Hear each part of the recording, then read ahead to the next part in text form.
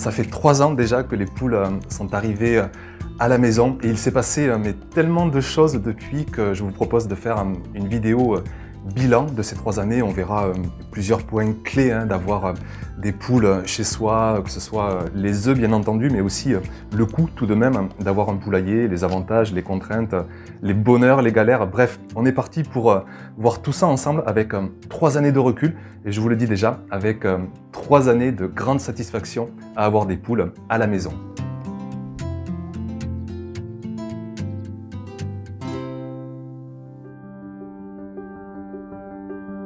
Alors honnêtement, je n'ai pas un poulailler pour chercher avant tout une économie financière.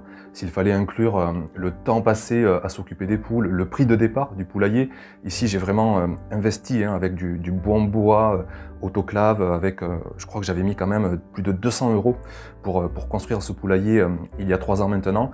Donc ça fait quand même une somme, et puis si on rajoute aussi les graines qu'il faut acheter de temps à autre, c'est entre 5 et 10 € par mois. S'il faut compter le traitement, les traitements antiparasitaires, notamment pour se prémunir des poux quand on a un poulailler en bois, on en reparlera. Et puis aussi la porte automatique sur laquelle j'ai investi pour m'éviter d'aller ouvrir, fermer tous les soirs le poulailler. Au final, ça fait quand même quelques centaines d'euros, et même avec 800 œufs par an, c'est à peu près la quantité que j'arrive à avoir, eh bien ça fait environ 3 € la douzaine d'œufs. Donc vous voyez que ce n'est pas vraiment sur l'aspect pécuniaire que je vais y gagner.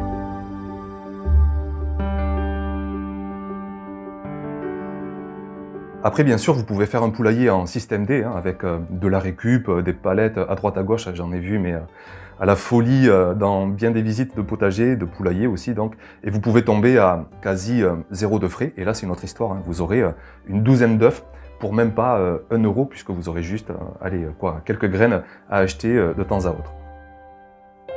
La plus-value, à mon sens, elle vient avant tout dans la qualité des œufs qu'on a quand on a des poules chez soi, mais c'est juste quelque chose de dingue. Alors, je ne sais pas si c'est le fait d'avoir ses propres œufs, mais je pense pas. Il suffit vraiment de regarder la couleur déjà. On sent que les poules ont un régime alimentaire extrêmement diversifié, qu'elles sont heureuses.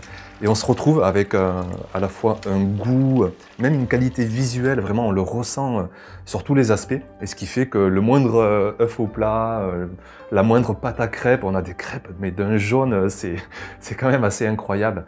Et c'est ça qui fait que vraiment, mais alors, même s'il y a des galères, on le verra, le simple fait d'avoir des œufs maison, mais c'est vraiment sans aucun regret d'avoir des poules depuis 3 ans à la maison.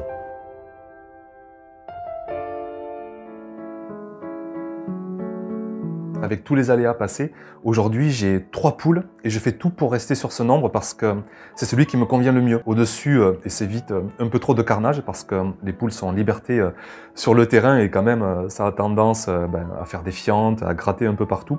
Et en dessous de ce nombre de 3, on manquerait vite d'œufs pour se nourrir tous les 4.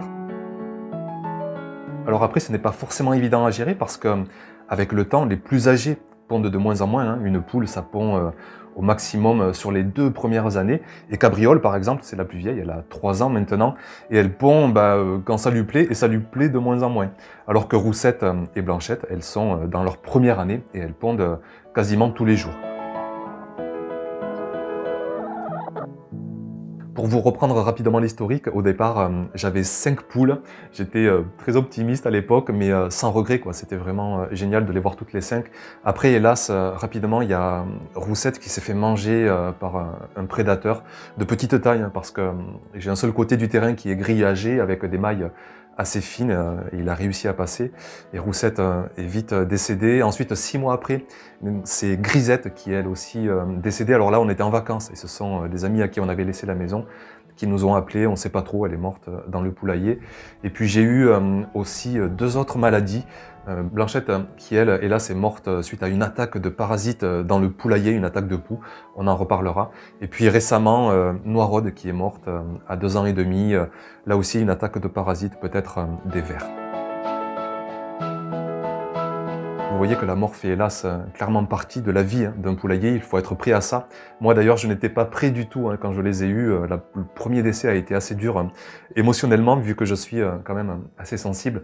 Et puis après comme tout on s'habitue et puis du moment qu'on fait le maximum, qu'on porte notre attention, on se dit que quoi qu'il en soit elles ont eu une vie heureuse et puis Ensuite, à vous de voir ou pas de remplacer les poules. Et c'est donc ce que j'ai fait aujourd'hui avec Blanchette Junior, avec Roussette Junior, ce qui fait que je fais tout vraiment pour avoir 3 poules constamment au poulailler.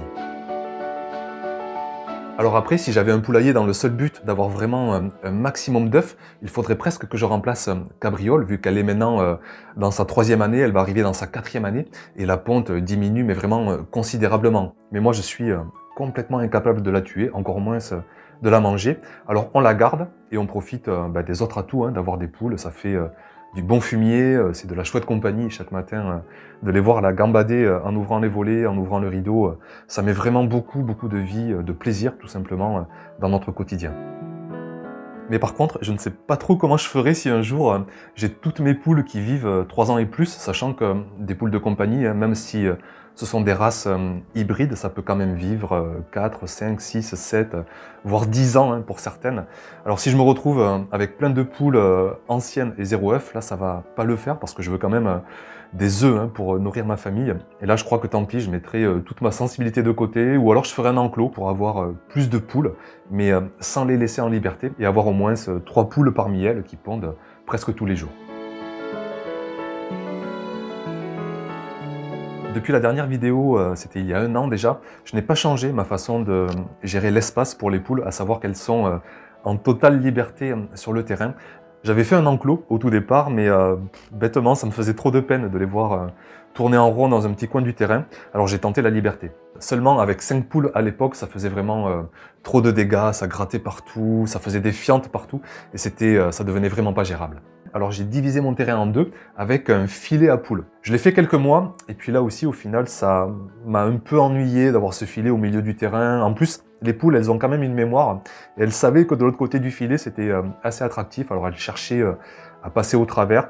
Et puis aussi, le temps passant, de n'avoir que 3 poules plutôt que 5, je me suis dit, allez, on va à nouveau tenter la liberté. J'ai enlevé le filet, je le recyclerai pour faire des tuteurs de culture au potager. Et ça fait 1 an et demi maintenant que ça se passe très bien comme ça. Le seul truc pas évident, vraiment, ce sont les fientes. Quand c'est sur l'herbe, ça pose pas trop de soucis parce qu'on a beaucoup d'espace et les fientes sont quand même assez éparpillées. Mais par contre, sur la terrasse, ça fait rapidement crade, quoi. Je ne compte plus combien de fois je nettoie les fientes, faute de pluie, qui le font à ma place. Après ici on a un grand terrain, alors ce sont des propos presque de luxe que je tiens, ou du moins des propos pour des gens comme moi qui sont en milieu rural ou semi-urbain, en périphérie de village, en tout cas loin des villes. Mais si vous avez des poules au contraire dans un milieu urbain avec un petit terrain, là vous aurez vite des galères à les laisser en liberté parce qu'elles seront cantonnées sur une plus petite zone, les fientes seront concentrées sur une plus petite surface, et bonjour la galère, surtout si c'est une surface de jeu pour les enfants par exemple. Et puis aussi, elles vont vous dégommer l'herbe parce qu'elles passent leur temps à gratter. Alors là aussi, c'est vraiment à chacun de s'adapter à son terrain, à sa surface disponible, à ses priorités. Si vous avez par exemple beaucoup de fleurs, ça va être assez compliqué de laisser les poules en liberté. Donc à chacun de choisir de cloisonner ou pas les poules dans un enclos.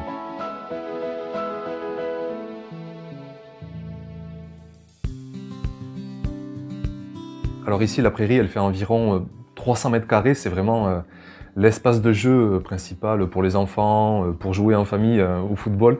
Et les poules, pour autant, elles y sont constamment dessus, ou en tout cas, elles y sont très souvent. Et elles n'abîment en rien la prairie pour 2 raisons, parce qu'elles ont d'autres endroits où elles vont gratter, chercher à manger, chercher à se mettre de la poussière pour se nettoyer. Et sur la prairie, elles vont surtout picorer en fait, parfois gratter, c'est vrai, mais ça reste vraiment marginal. Et comme il y a de l'espace, eh bien c'est gérable parce qu'il n'y a pas trop de fientes. Alors ça peut arriver de nettoyer un ballon, de nettoyer une chaussure parce qu'il y a eu un petit accident, mais dans l'équilibre, dans la balance avantage-inconvénient, on préfère de temps en temps avoir une fiente qui traîne et d'un autre côté avoir des poules en liberté. En fait, là aussi, la notion d'espace est capitale. Si vous avez 10 poules sur 10 mètres carrés de prairie, vous n'aurez plus d'herbe en moins d'1 mois. Si vous avez une poule pour 10 mètres carrés, ça commence à être jouable. Mais déjà, ça commence à faire quelques dégâts. Et si vous avez une poule pour chaque 20 ou 30 mètres carrés de prairie, eh bien dans ce cas-là, vous aurez à la fois des poules et à la fois de la prairie, parce que la quantité d'herbe sera largement suffisante. Alors ici, en fait, j'ai fait le principe de cloisonner le potager plutôt que les poules. Donc il y a une clôture qui fait tout le tour du potager, mais c'est pas pour autant que j'ai évité bien des galères, parce qu'il y a des portillons, et ça m'arrive parfois d'en oublier un, d'en laisser un ouvert, et elles sont très malines, hein, elles veillent du coin de l'œil, et de suite, elles vont au potager, parce qu'elles savent qu'il y a du bon à manger, elles vont gratter le paillage, un sol bien humide, plein de vie biologique, et pour elles, la vie biologique, c'est le festin, le repas de Noël. Donc j'ai une clôture, parce que c'est inenvisageable pour moi d'avoir les poules dans le potager, et ça se passe très bien ici quand les portillons restent fermés. J'ai vraiment investi dans un bon poulailler de départ avec du bois autoclave qui résiste bien à l'humidité. Et l'avantage, c'est que 3 ans après, il est vraiment quasiment comme neuf. La seule modification, c'est que j'ai dû enlever une bâche à l'intérieur. C'est une bâche que j'avais mis pour avoir encore une meilleure isolation. Mais seulement, j'ai des poux qui sont allés se mettre entre la bâche et les morceaux de bois. Et ça a été vraiment une horreur, hein. Et d'ailleurs, hélas, Blanchette a été tuée d'avoir trop de piqûres de ces poux. Et depuis, je suis encore plus en prévention. Je mets de la terre de diatomée, hein. C'est un gros seau, ça vous fait largement 1 an, voire 2 ans. Ça coûte une vingtaine d'euros. Et vous en mettez de temps à autre dans tout votre poulailler. C'est très abrasif et ça permet d'éviter ce problème. En tout cas, moi, depuis 18 mois maintenant que je fais comme ça se passe très bien.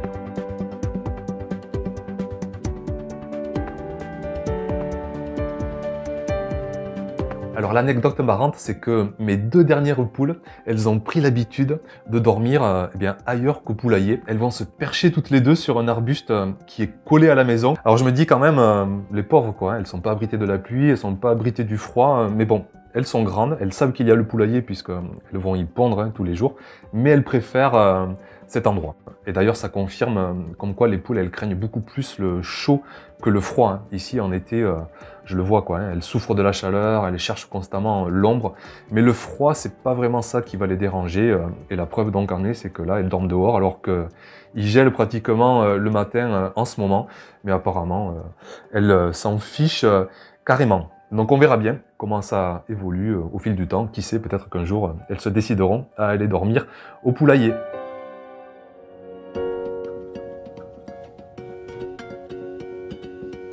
J'insiste vraiment sur cette notion d'avoir un endroit terreux, poussiéreux pour vos poules. C'est vraiment important pour leur bien-être sanitaire, pour leurs bonnes conditions de vie.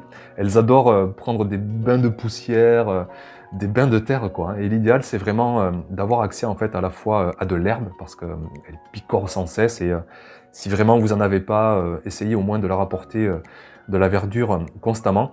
Et l'idéal, c'est donc aussi d'avoir un accès à de la terre.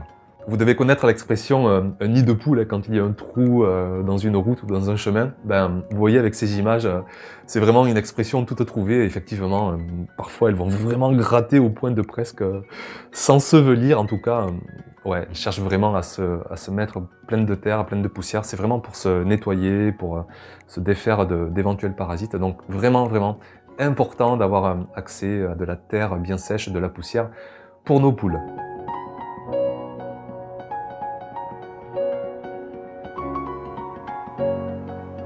Pour l'alimentation, c'est assez marrant là aussi, parce que au départ, quand on les récupère de la jardinerie, elles ne vont manger que des graines. Les premiers restes de repas, elles regardent ça sans aucun intérêt. Et puis petit à petit, rapidement, elles comprennent bien que c'est bien meilleur que les graines. En tout cas, ça complète vraiment bien leur régime de graines. Ce qui fait qu'aujourd'hui, voilà, on les nourrit essentiellement de restes de repas. Alors ce qui est marrant là aussi, c'est que les restes de verdure, elles n'en veulent pas du tout. Les restes, les vieilles feuilles de salade, tout ça, elles nous regardent genre mais qu'est-ce que tu me donnes là?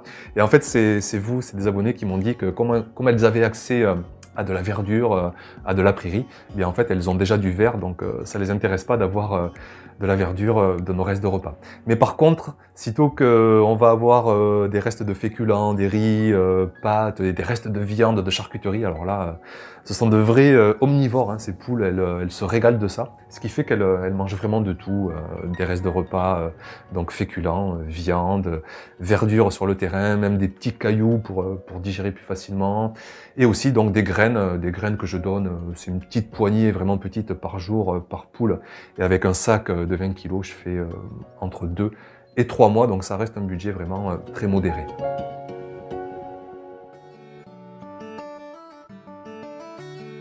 Pour le bruit et l'odeur, c'est quelque chose dont on n'a jamais eu aucun inconvénient depuis 3 ans.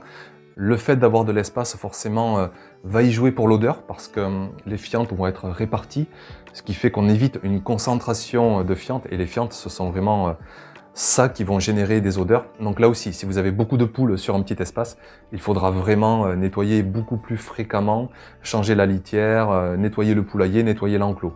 Mais quand vous avez un grand espace, les fientes vont composter sur place à droite à gauche et on n'aura quasiment pas à nettoyer, si ce n'est le poulailler, où là pour des raisons sanitaires, il vaudra mieux changer la litière un petit peu toutes les semaines, tous les 15 jours. Concernant la nuisance éventuelle sonore, là aussi, on n'a quasiment aucune nuisance. Alors certes, elle chante un peu, elle cocotte un peu après les pontes, au moment de se percher en ce moment, mais je trouve que ça reste vraiment dérisoire. Si vous prenez le moindre chien qui aboie, par exemple, je trouve que ça fait largement autant, voire plus de bruit. Il faudrait vraiment avoir beaucoup de poules sur un petit espace tout proche d'un voisinage pour éventuellement générer une nuisance sonore, mais sinon, dans la grande majorité des cas, tout se passe très bien.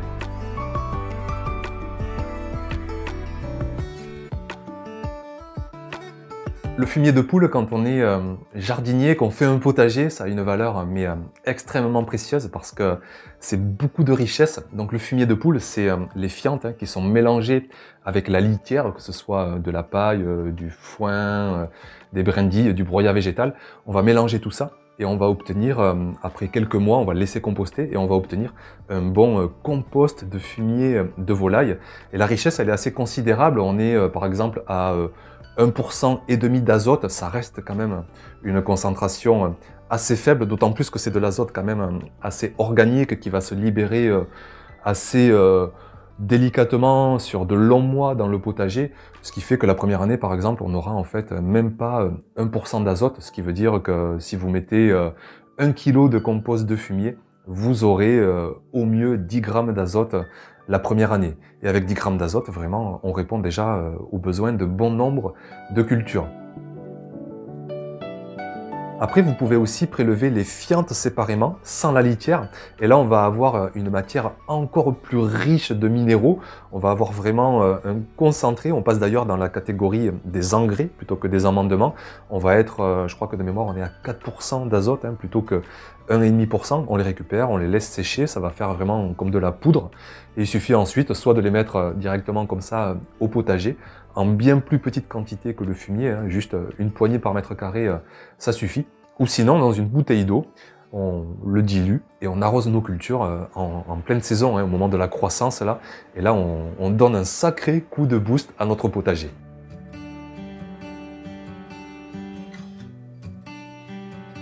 Je croise les doigts, j'en ai eu très peu. J'ai eu Blanchette, mais c'est pas vraiment une maladie. Ce sont les poux qui, hélas, ont causé son décès. Et puis j'ai eu Noiraude dernièrement qui est décédée. Alors ici, moi je fais pas de traitement contre les vers, ça c'est vraiment à chacun de faire comme il le ressent. Moi je suis pas pour engager des moyens énormes pour essayer de sauver une poule. Et puis aussi, le côté très égoïste, c'est vrai, mais de se dire que voilà, ça allait renouveler avec une poule bien plus jeune, une meilleure ponte, des œufs plus souvent. Donc ça fait partie aussi de l'équation pour prendre chacun la meilleure décision face à la maladie. Mais après aussi, tout faire pour que ça se passe bien. De l'eau changée fréquemment, une litière de poulailler changée fréquemment. Et après, quelque part, on n'a pas grand-chose à se reprocher. Et simplement accepter parfois la fatalité de la maladie. C'est important vraiment de prendre en compte, d'anticiper cette galère. Il faut absolument un poulailler qui soit au maximum sécurisé parce que 99% des attaques, c'est la nuit. Il faut sinon un enclos qui soit sécurisé là aussi pour vraiment protéger au maximum vos poules parce que sinon rapidement vous allez avoir des désillusions et vous allez vous faire manger vos poules et c'est pas pour ça qu'on les prend. Il existe des systèmes pour délivrer des rations quotidiennes pendant une semaine de nourriture, d'eau, mais rien ne remplace, je trouve, la présence quotidienne, ou en tout cas tous les 2 ou maximum tous les 3 jours, pour que quelqu'un vienne voir si tout se passe bien, pour prélever les œufs. En pleine saison, c'est aussi l'occasion d'aller voir si le potager va bien. Et ce qui fait que, voilà, on a soit de la famille, des amis, des voisins qui viennent. Et il suffit vraiment d'anticiper. Et quand même, ce sont des gens qui vont en plus se récompenser avec des œufs, avec des légumes du potager. Et généralement, vraiment, on n'a pas de difficulté à trouver quelqu'un qui nous dépanne et qui passe souvent c'est quasiment tous les jours pour voir si tout va bien au poulailler et accessoirement au potager. Voilà pour la vidéo bilan des 3 ans. On verra ce que nous réservera la vidéo des 4 ans. Je croise les doigts, j'espère que Roussette, que Blanchette seront toujours en pleine forme, que Cabriole fêtera ses 4 ans. On verra bien. Et puis, comme d'habitude, partagez vos commentaires, partagez vos expériences dans les commentaires, que ce soit vos bonheurs, vos galères avec les poules. C'est toujours super intéressant à lire. Je vous retrouve très vite dimanche. Ce sera la dernière vidéo de 2020 déjà. C'est juste dingue. Et puis d'ici là, passez une agréable semaine. Portez-vous bien et à très vite donc dimanche prochain. Ciao, ciao!